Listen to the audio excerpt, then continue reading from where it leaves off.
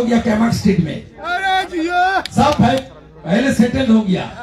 रुपया फिलो, तमाशा देखो। रात 1 बजे आग लग गया, 3:30-4 बजे तक फायर ब्रिगेड का तुम्हार देखा नहीं रे, तुम्हार देखा नहीं। ऐसे तो पानी नहीं, ममता बनर्जी বলছে ঢুকতে পারে না, এই রাস্তা দিয়ে তো বড় বাস ট্রাক ঢুকতে পারে না। কাল বলে গেছে মিথ্যাবাদী। তারপরে যদি জল নাই তো বলে তেল নেই,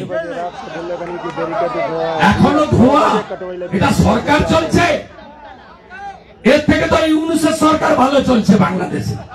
সবার ট্রেড লাইসেন্স আছে, ট্রেড লাইসেন্স, इलेक्ट्रिसिटी, सब डॉक्यूमेंट है तो कल बता